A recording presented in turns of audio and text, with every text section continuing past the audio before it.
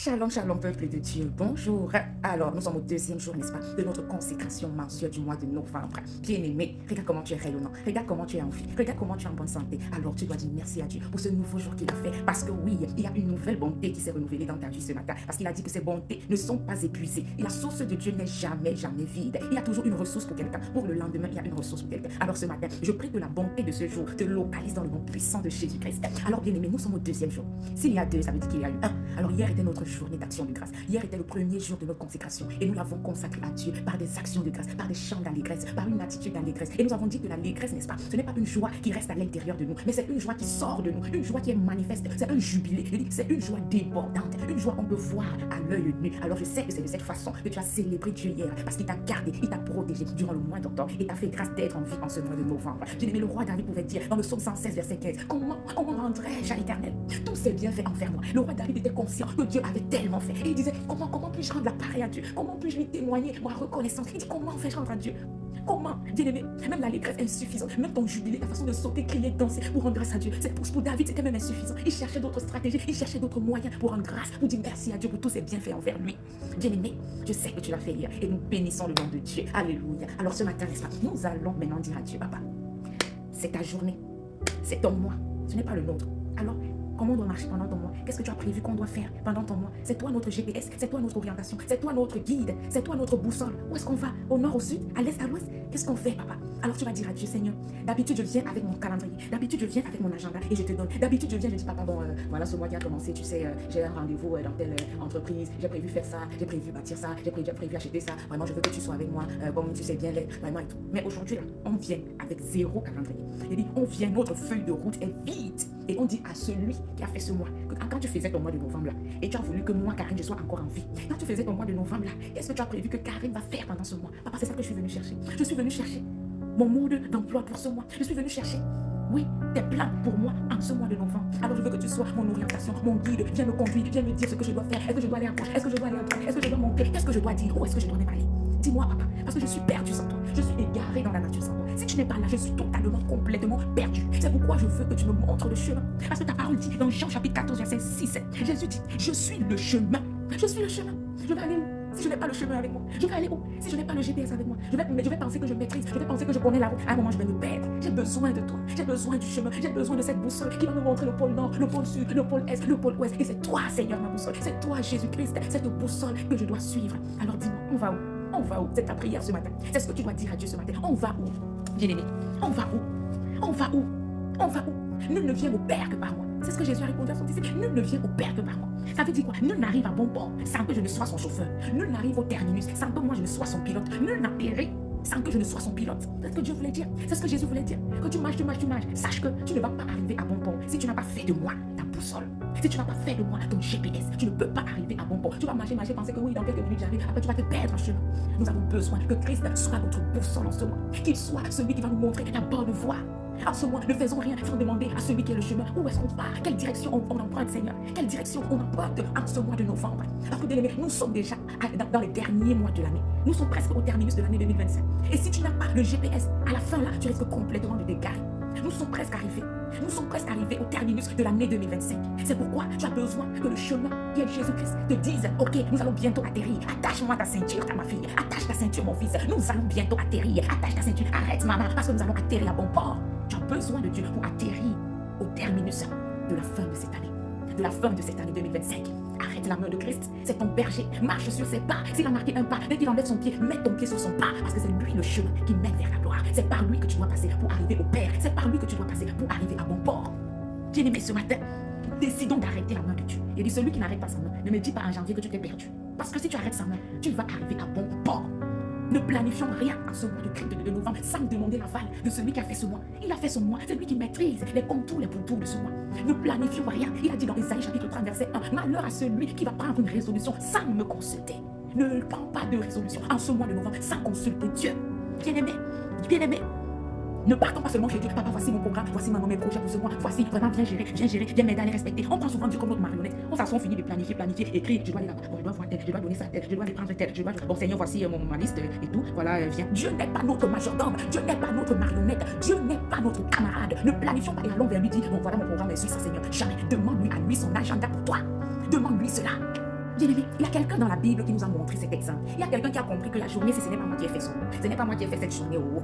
Cette journée appartient au Créateur. Il partait toujours vers le propriétaire de la journée. Il lui dit, propriétaire, c'est quoi le plan d'aujourd'hui? Qu'est-ce qu'on fait aujourd'hui? C'est quoi le programme d'aujourd'hui? C'est ça l'attitude que nous devons avoir. C'est ça. David l'a compris. David l'a compris. Qu'est-ce qu'il dit dans le psaume 5, verset 3? Il dit, Éternel, le matin tu entends ma voix. Le matin je me tourne vers toi et je regarde. Il dit le matin, dès que le matin arrive, je ne me précipite pas à me lever, brosser les dents, prendre mon sac, aller au boulot, démarrer la voiture, lui il appelle ça. Je ne me précipite pas. Je ne cours pas dans tous les sens, je vais m'épuiser. C'est du sport. Je vais m'épuiser. Tu finis de courir, après tu rentres le soir, tu es épuisé, tu es vanné, tu n'arrives même pas à marcher. Parce que tu t'es agité sans toutefois être où il fallait que tu sois. C'est pourquoi David a dit le matin au papa, dès que je me lève là, je sais que c'est ici la journée que toi tu as faite. C'est toi le propriétaire de cette journée. Qu'est-ce qu'on fait? Je te parle. Tu entends ma voix. Je me lève, je tourne mon regard avec toi. Et je regarde, ça veut dire et j'attends.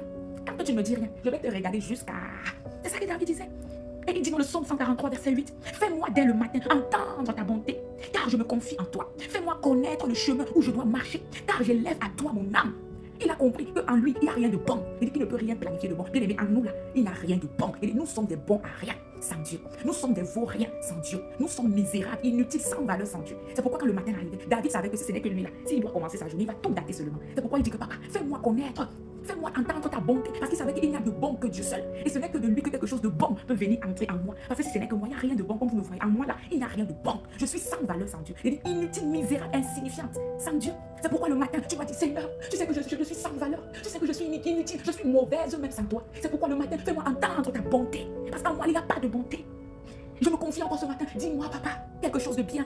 Montre-moi, fais-moi connaître le chemin. Je pars où je ne sais pas. La route est grande, le monde est vaste. J'apprends quel chemin. Où est-ce que tu m'attends? Où est-ce que tu veux que je sois? C'est ce que tu dois dire à Dieu ce mois. C'est ça comme le roi David. Il dit, enseigne-moi à faire ta volonté, car tu es mon Dieu. Que ton bon esprit me conduise sur la voie droite. Que ton bon esprit. Parce qu'il sait que dès que Dieu vient en toi, il va te conduire sur des bonnes voies. Il dit, parce que c'est lui qui est bon. Dès que tu l'appelles là, papa, en bas, sache que où vous allez partir, ça sera... Alléluia. Bien-aimé, le psaume 25, verset 4 à 5 dit, Éternel, fais-moi connaître tes voies. Enseigne-moi tes sentiers. Conduis-moi dans ta vérité et instruis-moi. Car tu es le Dieu de mon salut. Tu es toujours mon espérance. Bien-aimé, médite avec ces psaumes en ce mois de novembre. Pendant cette journée, médite cela. Dieu dit dans Psaume 32, verset 8, je t'instruirai et je te montrerai la voie que tu dois. Oh, quand Dieu te montre la voie, le goût de ça, il dit tu marches avec assurance, tu sais où tu vas, tu connais la fin avant même le commencement. Quand Dieu te montre que ma fille, c'est ici, oh, bien-aimé, acceptons d'être conduit par Dieu. Et il te montre, il dit, je te conseillerai, j'aurai les regards sur toi. Donc quand tu passes sur la voie que Dieu veut, il va te conseiller et il aura les regards sur toi. Ça veut dire si quelqu'un s'hasarde à te toucher, sache que parce que tu as emprunté le chemin que Dieu voulait, il a les regards sur toi. Mais parfois nous empruntons des chemins bizarres. Le Seigneur, il n'est pas là. C'est pas là-bas qu'il t'attendait. Il n'est pas là. Il n'est pas là. On va te détourner, on va t'escroquer, on va te tuer, te violer. Il n'est pas là parce que tu ne lui as pas dit c'est quoi, c'est quel chemin que je dois emprunter. On va te torturer là-bas. Tu vas crier même parce que tu ne lui as pas demandé au préalable où aller, quoi faire. Mais quand tu passes sur la route que c'est lui-même qui a dit, oh ici à gauche, vas-y à gauche, sache que à gauche là, même s'il y a le gorille, même s'il y a le lion, même s'il y a le lion, mon ami, sache que les regards du Tout-Puissant sont sur toi. Ça même t'accompagne. Oh, chacun. Que c'est beau de marcher dans la volonté de Dieu. Ça nous libère, ça nous donne la paix, ça nous rassure, ça nous garantit qu'on n'est pas seul. Bien aimés, faisons les efforts de faire la volonté de Dieu. Ésaïe chapitre 30, verset 22. Tes oreilles entendront derrière toi la voix qui dira, voici le chemin. Marchez-y, car vous irez à droite ou vous irez à gauche. Imagine, tu marches après la voix qui te passe souvent dans le GPS là. Dans 100 mètres, tourner à gauche, prendre autoroute tel. Dans 300 mètres, tourner là-bas. Dans 600 mètres, la voix qui parle dans le GPS là, c'est une voix humaine naturelle. Mais la voix qui va te parler, toi, c'est la voix de Dieu. Il va te dire, oh, tes oreilles entendront derrière toi la voix qui dira, voici le chemin. Voici le chemin, marche-y. Bien-aimés, bien-aimés, bien-aimés, souvenons-nous que Dieu était un GPS parfait pour les enfants d'Israël dans le désert. Pour les enfants, imaginez un désert, il n'y a pas de route, il n'y a pas de feu de signalisation, il n'y a pas de panneau de signalisation, il n'y a aucune plaque, il n'y a rien n'est tracé, il n'y a pas de route tracée. Tout est désert. Imagine que tu te retrouves dans un tel endroit. Désert, pas de route, pas de panneau d'indication, pas de signalétique, rien.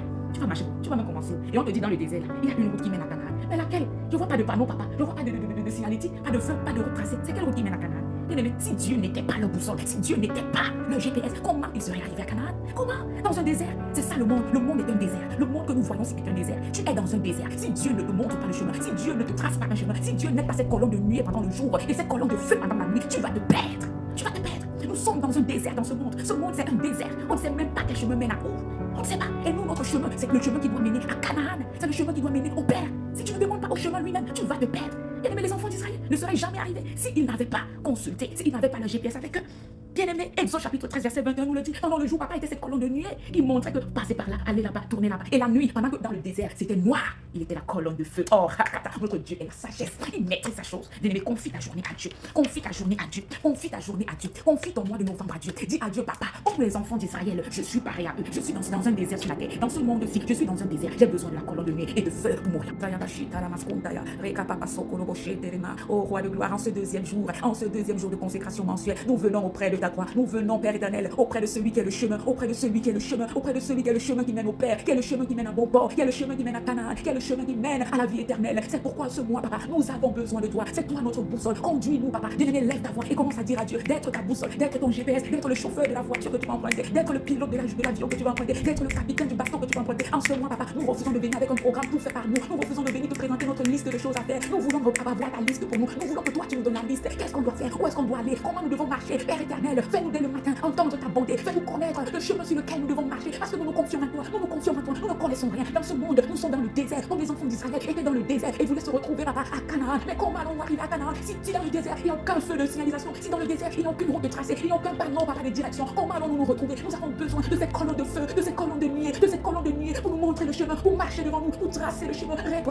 Oui, Dieu de gloire, nous avons besoin de cette colonne de feu dans la nuit, dans ce désert où tout est sombre, quand ta colonne de feu va nous éclairer et nous montrer en même temps la direction que nous devons emprunter. Sans toi, papa, nous sommes zéro. Sans toi, papa, nous sommes perdus. Sans toi, papa, nous sommes égarés. Nous pensons souvent connaître, nous pensons souvent maîtriser, mais nous nous égarons toujours. Lorsque nous commençons avec enthousiasme, nous tombons toujours parce que nous ne t'avons pas appelé. Tu es celui qui va parler dans notre oreille, derrière notre oreille. Nous allons entendre une voix dans nos oreilles qui nous dira: voici le chemin que vous devez emprunter. Allez-y à gauche, dans 300 mètres, allez-y à droite. C'est cette voix, papa, cette voix divine que nous voulons entendre en ce mois de novembre. Oui, papa, nous nous attendons à toi. Nous dépendons totalement de toi. Nous dépendons entièrement de toi. Seigneur, si tu ne nous dis quoi faire, nous allons faire des dégâts. Si tu ne nous dis quoi faire, nous allons seulement nous perdre tous les jours de notre vie en ce mois de novembre. Papa, alors que l'année 2025 est en train de tirer vers la fin, en cette année 2025, nous voulons qu'au terminus de cette année, tu nous conduises à bon port. C'est pourquoi en ce mois de novembre, nous nous abandonnons à toi. Nous nous abandonnons à toi. Nous nous abandonnons à toi. Qu'est-ce que nous pouvons faire sans toi? Qu'est-ce que nous pouvons faire sans toi? Où est-ce que nous allons aller sans toi? Nous sommes perdus sans toi. Nous sommes égarés sans toi. Nous sommes déboussolés sans toi. Viens, papa, tiens-nous par la main. Sois notre bon berger. Notre bon berger. Nous voulons marcher sur tes pas. Quand tu marques un pas, dès que tu enlèves le pied, nous voulons mettre le pied sur le même pas. Oui, c'est là. Parce que ce n'est que là que nous aurons l'assurance d'arriver à bon port, d'arriver à Canaan, d'arriver au Père, d'arriver au Père. Oui, Dieu de gloire, nous te faisons confiance. Notre journée d'aujourd'hui, notre mois de novembre est maintenant. Oh, cabraché des mains entre les mains du chemin, entre les mains du chemin. Nous ne partirons pas si tu ne nous as pas encore parlé. Le roi David pouvait dire: le matin je me lève, je crie à toi, je crie à toi, je crie à toi, je crie à toi, et j'attends ta réponse. Si tu ne dis rien, nous n'allons pas bouger. Si tu ne dis rien, nous n'allons pas bouger. Nous allons attendre jusqu'à ce que tu nous parles, que voici le chemin, voici la route, voici le bon projet, voici la bonne personne, voici le bon mari, voici la bonne femme, voici le bon travail, voici la bonne entreprise, voici les bons amis, voici. Papa, si tu ne dis pas ça, nous resterons braqués sur toi, nous resterons statu quo, nous n'allons pas bouger. Alors Père Tout-Puissant, tant que tu ne bouges pas, nous ne bougeons pas. Statue pas de nous ne bougeons pas. C'est pourquoi Père, nous comptons sur toi, en ce mois de novembre, en cette fin d'année 2027. Ah Seigneur, attache nos ceintures et atterris avec nous à bon port dans le nom précieux, tout puissant de Jésus-Christ. Nous avons prié avec foi et action de grâce. Amen, amen, amen. Oh bien-aimé, le psaume 116 verset 1 dit: j'aime l'Éternel. Tu sais pourquoi? J'aime l'Éternel car il entend ma voix. Oh, toi peut-être quand tu pries, tu penses que tu fais le sport ou tu veux montrer que tu pries. Je sais pas. Moi là, quand je prie, je dis: oh, je suis trop consciente que quand ma voix sort, il y a quelqu'un à l'autre bout du fil qui entend ma voix, qui entend mes supplications et qui penche son oreille. Et dit, la Bible dit: j'aime l'Éternel, psaume 116 verset 1, car il entend ma voix, il entend mes supplications, car il a penché son oreille vers moi et je l'invoquerai toute ma vie. Et dit, quelqu'un comme ça que tu appelles, tu parles, il entend ta voix, jusqu'à il penche son oreille. Et ça c'est la voix de ma fille, ça c'est la voix de Carré. Il faut que je penche bien mon oreille pour percevoir ce que ma fille demande. Et dès qu'il a perçu, oh, les ossements est un acquis. Oh, quand tu pries dans la volonté de Dieu, bien aimé, ne panique plus, les ossements est un acquis. Alors sois béni ce deuxième jour, pendant que tu continues, n'est-ce pas, chaque après 3 heures, 12 heures, 9 heures, 12 heures, 15 heures, 18 heures. Si tu as jeûné, tu pourras rompre ton jeûne. Si tu n'as pas pu jeûner, tu vas prier pendant 16 heures et tu vas dire à Dieu: Seigneur, oh, ne me laisse pas au carrefour, me voici, arrête ma main, allons, arrête ma main, allons, arrête ma main, allons. Alléluia. Sois béni en ce deuxième jour de jeûne et de prière. Et retrouvons-nous demain, le troisième et le dernier jour de notre consécration mensuelle pour commencer, n'est-ce pas, pour commencer à rendre grâce à Dieu. Parce que nous savons que tout ce que nous l'avons demandé, nous l'avons obtenu. Oh, le troisième jour, tu vas rendre grâce à Dieu, tu vas bénir Dieu, et tu vas te cacher, et tu vas te couvrir, ainsi que ta famille, ton entourage, le monde entier, tous les enfants de Dieu à travers le monde entier, tous les serviteurs de Dieu à travers le monde entier, même ceux que tu ne connais pas. Demain, nous allons couvrir tout le monde dans le sang de Jésus-Christ. Oui, quand l'ange de l'amour va passer devant ta porte, il trouvera le sang de Jésus sur ta porte, la marque divine sur ta porte. Il va passer, aller te tuer ailleurs, mais toi, tu seras à l'abri parce que tu auras mis le sang de Jésus devant ta porte. Demain, c'est ce que nous allons faire. Nous allons, n'est-ce pas, dire merci à Dieu pour tous les sujets de prière exaucés, et nous allons, n'est-ce pas, mettre son sang sur nous, nos enfants, nos familles, nos foyers, nos maris, nos entreprises, nos projets, nos familles, les serviteurs de Dieu, les enfants de Dieu à travers le monde entier. Nous allons tous les couvrir du sang de Jésus et nous serons à l'abri de tout mal dans le nom de Jésus-Christ. Shalom.